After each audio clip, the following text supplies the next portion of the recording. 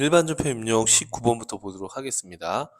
자, 3월 28일 상품 배송용 차량에 노후된 부품을 견적서대로 교체하고 대금은 4월 말에 지급하기로 하였다 이렇게 되어 있고요.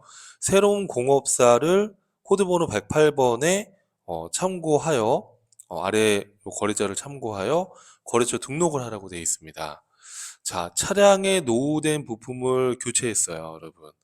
자, 그리고 이건 수익적 지출에 해당이 된다. 자, 우리가 유형자산을 취득한 이후에 추가적인 지출이 생겼을 때 자산으로 처리하는 걸 자본적 지출이라고 했죠? 비용으로 처리하는 걸, 그렇죠. 수익적 지출이다라고 했습니다. 그러면 수익적 지출로 하라고 했으니까 차변에 차량 운반구 자산으로 하시면 안 되고 차량 유지비라는 비용으로 처리해 주시면 되는 거예요. 그리고 3월 28일 이 시점에서는 아직 지급을 안 했으니까 미지급금이라는 부채로 기록을 해주시면 됩니다. 이해되실까요, 여러분? 자, 그래서 견적서에 또 내용이 나와 있고 금액은 48만 원이라고 나와 있습니다. 또 새로운 공업사의 인적사항이 또 나와 있고요. 이렇게요. 자, 그런데 여러분 여기 보니까 중요한 거는 108번에다가 신규 거래처를 등록하라 이렇게 지금 되어 있어요. 맞죠? 자, 그러면 여러분 신규 거래처 등록을 할 때 등록하는 방법은 이렇게 하는 거예요. 자, 우선 차변에 차량 유지비, 판매비와 관리비로 분기해 주시고 대변에 미지급금으로 입력한 다음에 거래처 코드에 커서가 위치된 상태에서 입력하는 방법이 두 가지인데요. 거래처 코드에서 F2번을 누르면 거래처 조회 화면이 나옵니다. 그때 신규 등록 키를 클릭해서 신규 등록도 가능하고요. 아니면 또 이 방법도 있어요. 전표 입력할 때 거래처 코드에 커서가 위치한 상태에서 키보드의 플러스 키를 누르시면 0이 이렇게 5개가 표시가 돼요. 그리고 등록해야 될 거래처 명을 입력하고 엔터를 치면 이렇게 신규 등록할 수 있는 창이 나오게 됩니다. 이때 거래처 코드 번호는 한 번 들어가면 수정이 안 되기 때문에 거래처 코드 번호 제시된 걸로 어, 먼저 코드 번호부터 수정을 하시고 그리고 등록을 진행해 주시면 됩니다. 자, 이거는 여러분 입력하면서 다시 한번 천천히 보여드릴게요. 자, 그럼 같이 한번 입력해 보면 185쪽을 보고 있고요. 자, 일반 전표 입력을 열어서 같이 한번 보도록 하겠습니다. 자, 지금 3월 달이죠. 우리 3월 달 들어가 보면 이렇게 입력을 또 연습을 했는데 3월 28일 거니까 28일로 들어가서 한번 보도록 하겠습니다. 자, 그러면 차변에 차량 유지비라고 되어 있고요. 자, 그럼 차변에 차량 유지비라는 비용의 발생으로 기록을 해주시면 되겠고요. 판매비와 관리비로 입력해 주시면 되겠죠. 자, 비용이나 수익 계정 과목은 거래처 코드나 조교를 입력할 필요가 없습니다. 48만 원 입력해 주시고요.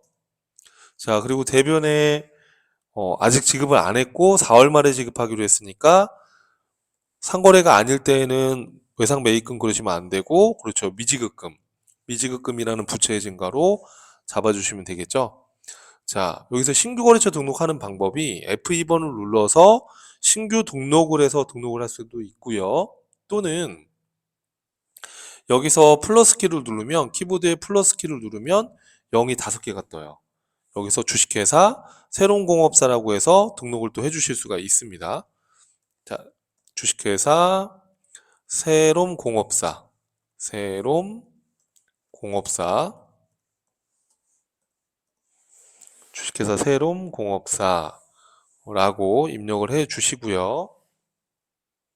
자, 그리고 엔터 눌러주시면 이렇게 거래처 등록을 할 수 있는 창이 나오는데 거래처 코드 번호 여기서 등록을 바로 해버리시면 이 자동으로 부여된 코드 번호로 등록이 되고 이 코드 번호는 수정이 안 돼요. 근데 문제 지문에서 108번으로 하라고 제시가 됐죠. 물론 여기 지금 108번으로 떴지만 이게 번호가 108번이 아닐 수도 있어요. 그러면 108 누르고 엔터를 눌러주시면 앞에 00108 이렇게 붙습니다.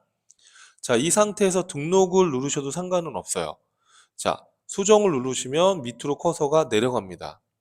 그러면 이 거래처 코드 번호는 수정할 수가 없다는 거예요. 그러니까 코드 번호를 먼저 문제에서 제시된 게 있으면 그 번호로 고쳐주시고 수정이나 등록을 해주셔야 되는 겁니다.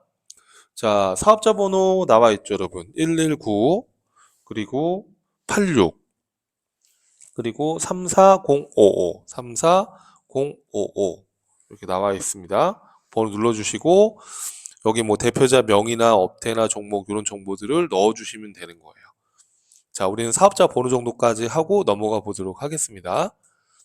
자, 이렇게 해서 입력을 해주시고요. 시험 문제에서는 보통 만약에 등록 문제가 나오면은 딱 제시를 할 거예요. 뭐 사업자 번호까지만 제시를 한다든지, 그리고 제시된 거를 그대로 다 입력을 해주시면 되겠습니다. 자, 이렇게 해서 입력을 하고 엔터를 입력해 주시면 되겠습니다. 하실 수 있겠죠, 여러분? 자, 이렇게 해서 신규 등록하는 방법도 같이 한번, 거래처 신규 등록하는 방법도 같이 한번 봤고요. 이렇게 등록을 해주시면은 우리가 기초정보관리 안에 거래처 등록을 들어가 보시면 이렇게 새로운 공업사라고 해서 또 등록이 된 걸 확인할 수 있을 거예요. 자, 이해되시죠, 여러분? 자, 이렇게 해서 신규 등록하는 방법도 안내해 드렸고요. 자, 그 다음 문제로 한번 넘어가 볼게요. 자, 그 다음에 직원 간식 구입했을 때 어떻게 분개할 거냐. 자, 4월 5일 날 직원들의 단합을 위해서 야휴에 필요한 간식을 구입하고 37만 원을 국민카드로 결제했다. 자, 그러면 4월 5일 날 차변의 복리후생비, 판매비와 관리비, 대변의 미지급금, 국민카드 걸어주시면 되겠죠. 그래서 여기 날짜 보시면은 4월 5일이고요. 차변의 복리후생비, 대변의 미지급금, 국민카드 이렇게 해서 기록을 해주시면 되겠습니다. 자, 같이 한번 입력해 볼까요? 자, 날짜는 4월로 월이 바뀌었습니다. 자, 4월 교재는 186쪽에 4월 5일이네요. 4월 5일 날 차변에 3번 눌러주시고 복리후생비 비용의 발생 판매비와 관리비로 넣어주시고요. 자, 금액은 37만 원. 자, 4번 대변에 카드로 했으니까 돈이 바로 빠져나가지 않았겠죠. 미지급금 부채의 증가. 자, 거래처 코드는 국민카드 거래처 코드 걸어주시면 되는 거죠. 이해되시죠, 여러분? 자, 이렇게 해서 입력을 해주시면 되겠습니다. 자, 이렇게 입력해 주시면은 우리가 시산표를 한번 또 조회해 보면 또 반영이 되어 있겠죠. 12월 달로 조회해 보시면. 자, 어떻게 반영이 되어 있을까요? 자, 우선은 복리후생비에도 요 금액이 37만 원이 또 추가로 들어갔고요. 또 미지급금도 들어갔겠죠. 미지급금을 더블 클릭해 보시면 미지급금의 국민카드가 37만 원 들어갔고 우리 3월 28일 날 차량 유지비 새로운 공업사 것도 또 반영됐습니다. 당연히 여기 판매비와 관리비 안에 차량 유지비도 또 들어간 거 확인할 수 있죠. 더블 클릭해 보시면 이렇게 또 분기 내역을 또 확인할 수가 있고요. 또 여러분들 여기서 거래처 원장에 들어가서 거래처 원장에서 자, 미지급금 계정 과목을 한번 엔터 치면 처음에 있는 거래처가 나오고요. 엔터 치면 마지막에 있는 거래처가 나옵니다. 이렇게 해서 모든 거래처를 조회해 봤더니 어때요, 여러분? 새로운 공업사 거 48만 원이 이렇게 또 생겼고요. 자, 잔액에서 더블 클릭하면 내용 탭으로 바뀌고 이걸 더블 클릭하면 또 회계 처리 내용이 나옵니다. 또 마찬가지로 국민카드 더블 클릭해 보시면 이렇게 국민카드 4월 5일자 거에 37만 원이 또 입력이 되어 있는 거를 확인하실 수 있을 거예요. 이해되시죠? 이렇게 해서 자꾸 조회해서 어디에 반영되는지 확인해 보시는 것도 도움이 많이 될 거예요. 자, 그 다음에 자동차세 납부시 회계처리입니다. 자, 4월 15일 영업부 업무용으로 사용하는 승용차에 자동차세 9만 원을 현금으로 납부했다. 이렇게 돼 있어요. 그럼 날짜는 4월 15일. 세금과 공가. 자, 우리 자동차세는 세금과 공가 비용 처리해 주시면 되는 거예요. 자동차세, 재산세 이런 것들은요. 근데 주의할 거는 승용차 구입할 때 취득세를 냈다. 그럼 그건 취득과 관련된 거니까 차량 운반구로 해주셔야 되는 거죠. 이해되시죠, 여러분? 승용차에 취득세를 냈다 그러면 그건 세금과 공과금이 아니라 자산의 취득과 관련된 취득세, 등록 면허세 이런 것들은 해당 자산의 취득 원가에 포함을 해야 된다는 거. 이건 자동차세. 재산세 이런 거는 세금과 원가 비용 처리해 주시면 되는 거고요. 그래서 차변에 세금과 원가 판매비와 관리비 9만 원, 대변에 현금 자산의 감소 9만 원 이렇게 해서 분기해 주시면 되겠습니다. 자, 같이 한번 입력해 보시죠. 자, 일반 접표 입력 열어서 자, 날짜는 언젠가 여러분? 자, 교재는 186쪽. 자, 날짜는 4월 15일입니다. 차변에 세금과 원가라는 비용의 발생, 판매비와 관리비로.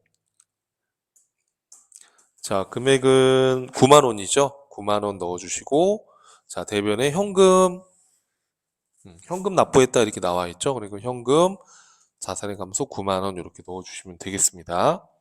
자, 출금으로 입력을 해도 상관이 없고요. 자, 그 다음 문제 한번 풀어볼게요. 자, 그 다음 문제는 출장비와 관련된 내용인 것 같아요. 자, 4월 16일 날 영업부 사원 김사무의 출장과 관련해서 출장료비를 우리은행 보통예금으로 이체 지급하였다. 거래처 코드 109번에 김사무를 등록하라고 되어 있어요. 그럼 우리 플러스키 눌러서 신규 등록을 해주면 되겠죠. 자, 우리은행 보통예금으로 20만 원 김사무한테 통장으로 지급을 했어요. 자, 우리가 출장비 지급했을 때는 확정된 건 아니니까 가지급금이라는 계적 과목을 쓰는 거 맞죠? 그죠? 그래서 가지급금, 김사무 거래처 코드를 넣어 주시는 겁니다. 보통예금으로 지급했으니까 보통예금 자산의 감소, 여기 우리은행 코드 꼭 넣어 주셔야 되겠죠? 우리은행 통장으로 지급했다라고 돼 있으니까. 이해되시죠, 여러분? 자, 그러면 우리가 분기를 한번 해보면 자, 교재는 187쪽이고요. 187쪽을 보시면 되겠고요.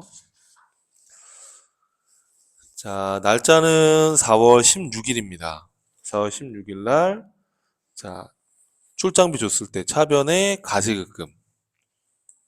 가지급금. 자, 여기서 플러스 키를 누르신 다음에, 김사무라고 되어 있죠? 김사무. 김사무라는 직원을 거래처 코드를 등록해서 잔액 관리를 하겠다는 거예요. 그래서 가지급금도 특별한 언급이 없는 한 거래처 코드를 거는 게 원칙입니다. 김사무 이렇게 해서 등록해 주시고요. 코드 번호 109번이니까 109번 요걸로 하시면 되겠죠. 만약에 110번이다 그러면 이걸 고쳐 써야 되는 거죠. 109번 코드 번호는 등록하게 되면 수정이 안 된다고 했습니다. 그래서 109번으로 입력해 주시고 자, 등록을 눌렀다 하더라도 여기 거래처 코드의 위치를 하게 되면 다시 이렇게 또 추가로 수정할 수가 있어요. 자, 뭐 여기 사업자 번호나 이런 건 없으니까 바로 등록하고 넘어가시면 되겠고요. 자, 적요나 이런 것들은 입력하실 필요가 없습니다. 20만 원. 자, 그리고 대변에 자, 뭘로 지급했어요, 여러분? 보통 예금. 자, 우리은행. 자, 이렇게 해서 입력을 해 주시면 되겠습니다. 자, 그 다음 문제를 한번 볼게요. 자, 그 다음 문제 보시면은요. 자, 출장비 정산과 관련된 겁니다. 자, 4월 19일 날 영업부 김사무가 출장 복귀 후에 다음과 같이 정산하고 현금으로 지급하였다. 이렇게 돼 있어요. 자, 보니까 출장 갔다 왔고요. 그리고 지급받은 금액은 20만 원인데 실제 소요한 금액은 23만 원을 쓴 거예요. 그래서 회사가 현금으로 3만 원을 추가로 정산해서 준 겁니다. 23만 원에 대한 내역이 여기 또 나와 있고요. 그래서 숙박비, 식비, 교통비로 해서 23만 원을 쓴 거예요. 이해되시죠, 여러분? 자, 그러면 자, 우리 어떻게 분기하면 될까요? 자, 우선은 출장 비용을 우린 뭐라고 하죠? 여비, 교통비라는 비용의 발생. 그럼 차변했던 가지급금을 대변으로 정리해 주시고 나머지 현금으로 추가로 지급했다고 돼 있으니까 대변에 현금 잡아주시면 되겠습니다.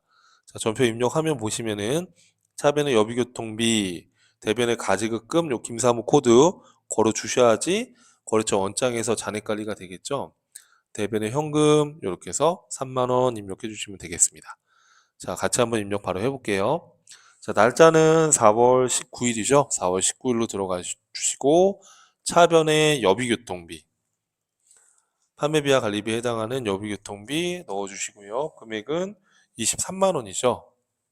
23만 원을 지출했고 자, 대변에 차변에 있던 가지급금을 정리하는 거니까 가지급금을 줄여주시면 되는데 거래처 코드는 김사무라고 걸어주셔야지 거래처 원장에서 김사무의 잔액이 관리가 되겠죠. 자, 20만 원.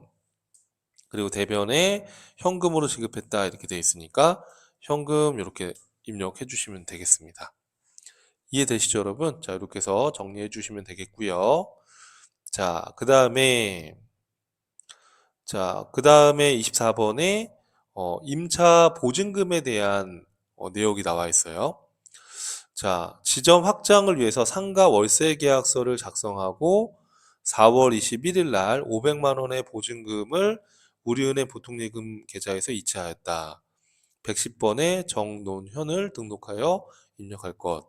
자, 상가 월세 계약을 하고서 보증금을 납부한 거죠.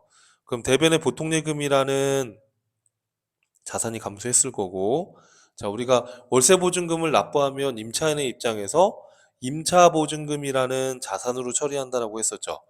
이 임차 보증금은 기타 비유동 자산에 해당이 돼요. 그쵸? 자, 그러면 이 임차 보증금에 정논현이라는 이 집주인의 거래처 코드를 넣어 주셔야 되는 겁니다. 이해되시죠, 여러분? 자, 같이 한번 입력해 볼게요. 자, 그러면 어떻게 하면 될까요? 자, 날짜는 교재는 188쪽이고요.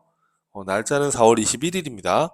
4월 21일 날 차변에 월세 보증금 냈을 때 임차인의 입장에서 임차 보증금이라는 자산의 증가로 처리해 주시면 되는데, 자, 이거 정논현이라고 걸어줘야 되는데 신규 거래처 등록할 때는 플러스 키 누르고 이 거래처 이름이 정논현이라고 돼 있어요.